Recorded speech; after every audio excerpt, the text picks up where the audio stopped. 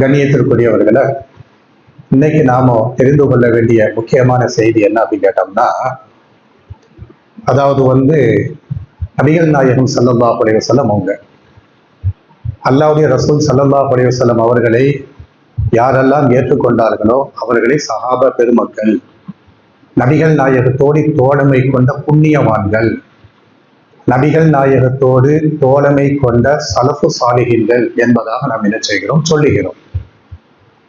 அப்ப நம்முடைய முன்னோர்களாக இருக்கக்கூடிய ஈமான்லையும் அவர்கள் தான் முன்னோர்கள், இறை நம்பிக்கையிலேயும் சஹாபா பெருமக்கள் தான் முன்னோர்களாக இருக்கிறார்கள், இஸ்லாமிய கல்வியிலேயும் சஹாபா பெருமக்கள் நமக்கு முன்னோடிகளாக இருக்கிறார்கள், முன்னோர்களாக இருக்கிறார்கள். அப்ப எல்லா வகையிலேயும் நம்மை விட சிறந்து விளங்கிய அந்த சஹாபா பெருமக்கள் ரமலான் மாதத்தை அடைவதற்கு முன்பாக ஷஅபான் மாதத்தை எப்படி கழிப்பார்கள் என்பதை நாம தெரிந்து கொள்ள வேண்டும். ரசூலுல்லாஹி ஸல்லல்லாஹு அலைஹி வஸல்லம் அவங்க இருக்கிறாங்க இல்லையா, அல்லாஹ்வுடைய ரசூலுக்கு முன்னாடி பாடம் படித்த சஹாபா பெருமக்கள் ரமலான் மாதத்தை அடைவதற்கு முன்பாக இந்த ஷஅபான் மாதத்தை எப்படி எதிர்கொள்வார்கள், இந்த ஷஅபான் மாதத்துல வணக்க வழிபாடுகளை எப்படி அமைத்துக் கொள்வார்கள் என்பதை நாம தெரிஞ்சுக்கிட்டோம்னா நாமளும் என்ன செய்வோம், அதே மாதிரியான வணக்க வழிபாடுகள்ல ஈடுபடுவோம். நாமளும் அதே மாதிரியான அல்லாஹ்விற்கு பொருத்தமான, அல்லாஹு திருப்திப்படக்கூடிய, அல்லாஹு ரப்புல் ஆலமீன் பெருமைப்படக்கூடிய இந்த வணக்க வழிபாடுகளை நாமளும் என்ன செய்வோம். அந்த அடிப்படையில நம்முடைய முன்னோர்களாக இருக்கக்கூடிய சஹாபா பெருமக்கள் ஷஅபான் மாதத்தை எப்படி கழிப்பார்கள் அப்படிங்கிறத நீங்க பாத்தீங்கன்னா, இந்த ஷஅபான் மாதம் இருக்குது இல்லையா, இதுல அதிகமாக திருமறை குர்ஆனை படிப்பார்கள். சஹாபா பெருமக்கள் ஷஅபான் மாதத்தை அடைந்து விட்டால் அந்த சஹாபா பெருமக்கள் ஷஅபான் மாதத்துல அதிகமாக என்ன செய்வார்கள் அப்படின்னு கேட்டீங்கன்னா, திருமறை குர்ஆனை படித்து கொண்டே இருப்பார்கள். நேரம் கிடைக்கும் பொழுதெல்லாம், வாய்ப்பு கிடைக்கும் பொழுதெல்லாம் சொந்த வீட்டில் வைத்துக்கொண்டு அல்லது அல்லாஹ்வுடைய வீட்டில் இருந்து கொண்டு என்ன செய்வார்கள், அதிகமாக திருமறை குர்ஆனை படிப்பார்கள். இது அவங்களுடைய முதல் பாடமாக, அதாவது முதல் நடைமுறையாக என்ன செய்கிறது இருக்கிறது. ரெண்டாவது நடைமுறை என்ன பண்ணுவாங்க அப்படின்னு கேட்டோம்னா, ஷஅபான் மாதத்துல அதிகமாக இரவு நேரங்கள்ல நின்று வணங்குவார்கள்.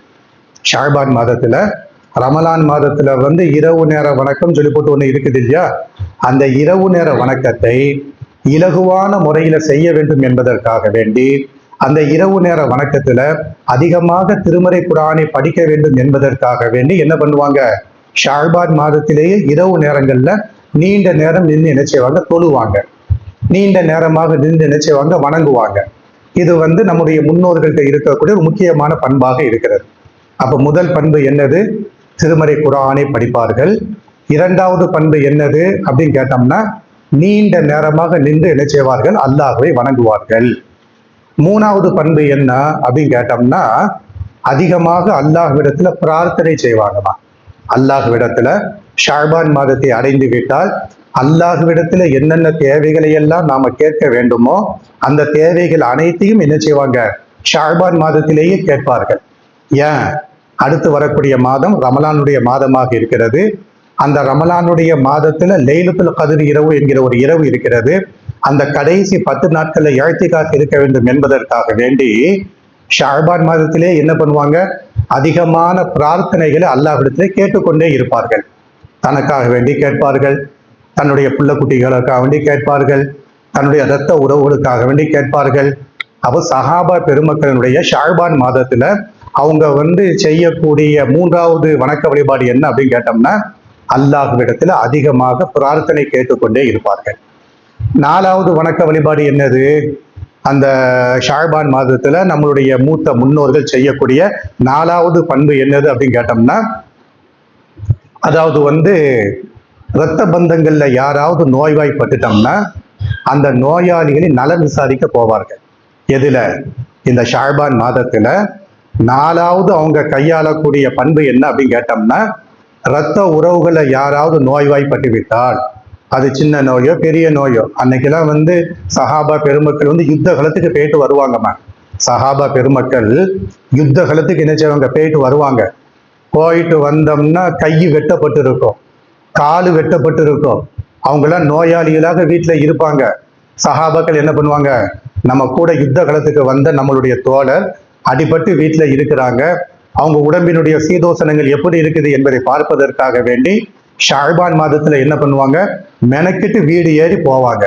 படி ஏறி போய் அவங்களுக்கு அருகாமையில இருந்து அவங்களுக்கு ஆறுதல் சொல்றது, அவங்களுக்கு நலவுக்காக வேண்டி துவா செய்வது, இப்படி எல்லாம் செய்வார்கள். இது நம்முடைய முன்னோர்கள்ட்ட இருக்கக்கூடிய 4வது பண்பு. 5வது பண்பு என்னது அப்படின்னு கேட்டோம்னா, ஏழை பாலைகளை பார்த்தோம்னா தான தர்மங்கள் என்ன செய்வார்கள், கொடுப்பார்கள். ஏதாவது ஒரு ஏழையை பார்த்துட்டோம்னா தங்களால் முடிந்த அளவுக்கு உண்டான என்ன செய்வாங்க, அந்த தான தர்மங்கள் என்ன செய்வாங்க, எடுத்து கொடுப்பாங்க. ஏழைகளை அனுசரித்துக் கொள்வார்கள். ஏழைகளை தன்னுடைய பொருளாதாரத்துல ஒரு கூட்டாளியாக என்ன செய்து கொள்வார்கள், சேர்த்து கொள்வார்கள். இந்த 5 பண்புகளும் நம்முடைய முன்னோர்கள் இருக்கிறாங்க இல்லையா, சஹாபா பெருமக்கள், யாரை நபி தோழர்கள் என்று நாம சொல்லுகிறோமோ, யாருடைய செயல்பாட்டை கண்டு அல்லாஹ் திருப்தி அடைந்தானோ, அல்லாஹ்வே யாரு திருப்தி அடைந்தார்களோ அந்த புண்ணியவான்கள் ஷாபான் மாதத்துல செய்யக்கூடிய 5 வகையான நடவடிக்கைகள் என்னது? நம்பர் 1 குர்ஆன் ஓதுவார்கள். நம்பர் 2 இரவு நேரத்தில் நின்று வணங்குவார்கள். நம்பர் 3 அதிகமாக அல்லாஹ்விடத்துல பிரார்த்தனை செய்வார்கள். நம்பர் 4 நோய்வாய்ப்பட்டவர்களை அவங்க மெனக்கிட்டு போவாங்கம்மா. நம்மள்ட்ட அந்த பண்புலாம் சுத்தமா குறைஞ்சிருச்சு. நோயாளிகளை நலம் விசாரிக்கக்கூடிய பண்பு இருக்குது பாருங்க. நோயாளிகளை வீடு தேடி போய் சென்று நலம் விசாரிக்கக்கூடிய இந்த பண்பு இருக்குது பாருங்க. நம்மள்ட்ட ஒண்ணுமே கிடையாது, நம்மள்ட்ட ஒண்ணுமே கிடையாது. ஏதோ சொந்த பந்தங்கள்ல யாராவது நோய்வாய்ப்பட்டுட்டோம்னா, அது நெருங்கிய சொந்தமாட்டி இருந்தோம்னா அவங்கள போய் என்ன செய்வோம், போய் பார்த்துட்டு வருவோம். அது ஒரு நாளைக்கு ஒரு தடவை, ஒரு வாரத்துக்கு ஒரு தடவை, இப்படி பார்ப்பதோடு நிப்பாட்டி விடுகிறோம். அதே சமயத்துல நம்ம தெருக்காரங்கள்ல யாராவது நோய்வாய்ப்பட்டுட்டாங்கன்னா, கேள்விப்பட்டுட்டோம்னா போய் ஏறி போய் பார்த்துட்டு வந்திருக்கிறோமா? நம்மள்ட்ட பல்ல காமிச்சோம்னா போய் பார்த்துட்டு வருவோம். அங்க இருந்து ஏதாவது இன்கமிங் அவுட் கோயிங் ஏதாச்சும் இருந்தோம்னா உட்கார்ந்து பார்த்துட்டு வருவோம். பொருளாதாரத்தை தன்னிறைவு பெற்ற ஆளா இருந்தோம்னா சேர் போட்டு உட்கார்ந்து பேசிக்கிட்டு இருப்போம். ஒரு குடிசை வீட்டுல போய் நோயாளிகளை நலம் விசாரிச்சிருக்கிறோமா? மருத்துவமனையில போய் நோயாளிகளை நலம் விசாரிச்சிருக்கிறோமா? இதுவெல்லாம் ஒரு முஸ்லீம்கிட்ட இருக்க வேண்டிய அடிப்படை பண்பு. அடிப்படை பண்பு. புனிதர் பட்டம் இருக்குது இல்லையாமா? புனிதர் பட்டம் கிறிஸ்துவ மதத்துல யாருக்குமே கொடுக்க மாட்டாங்க. புனிதர் பட்டம் யாரெல்லாம் வாங்குகிறார்களோ அவர்களை கடவுளுக்கு அடுத்த ஸ்தானத்துல வச்சு என்ன செய்வாங்க, பார்ப்பாங்க. கிறிஸ்துவ மதத்துல இருக்கக்கூடிய ஒரு நடவடிக்கை என்ன அப்படின்னு கேட்டோம்னா, கிறிஸ்துவ மதத்துல யாரெல்லாம் புனிதர் பட்டர் வாங்குகிறார்களோ இவர்களை எப்படி பார்ப்பாங்க, கடவுளுக்கு அடுத்த இடத்துல வச்சு கடவுளின் மறுபிறவி என்பதாக எண்ணி, கடவுளின் அவதாரம் என்பதாக எண்ணி, கடவுளுக்கு நெருக்கமாக வைத்து இவர்களை என்ன செய்வார்கள், வணங்குவார்கள். யாரு? கிறிஸ்துவர்கள். அதாவது புனிதர் பட்டம் பெற்ற அன்னை தெரசா இருக்கிறாங்க பாருங்க. இந்த அன்னை தெரசாவை என்ன பண்ணுவாங்க அப்படின்னு கேட்டோம்னா, கடவுளுக்கு நெருக்கமாக வச்சு என்ன செய்வாங்க, வணங்குவாங்க. அதே மாதிரி நங்கின ஒண்ணு இருக்குத, இந்த லோக்கல்ல நடக்கக்கூடிய விசேஷம் புனிதர்னு சொல்லி போட்டு இந்த ஜங்ஷன்ல ஒண்ணு இருக்குத, சவேரியர். சவேரியருக்கு புனிதர் பட்டம் கொடுத்துருக்குறாங்க. புனிதர் பட்டம் கொடுத்தோம்னா சவேரியார் கோவில்ல விசேஷம் நடக்கும் பொழுது பிரம்மாண்டமாட்டு கொண்டாடுவாங்க. அவரை என்ன பண்ணுவாங்க, கடவுளுக்கு நெருக்கமாக வச்சு என்ன செய்வாங்க, கும்பிடுவாங்க. எதுக்கு? அவரு புனிதர், புனிதர் பட்டம் வாங்கி இருக்கிறார். அப்ப அன்னை தெரசா என்ற அந்த பெண்மணி கடவுளுக்கு நெருக்கமாக வைத்து வணங்கப்படுகிறார்கள் என்றால் செய்த காரியம் என்ன? நோயாளிகளை நலம் விசாரிப்பார்கள்.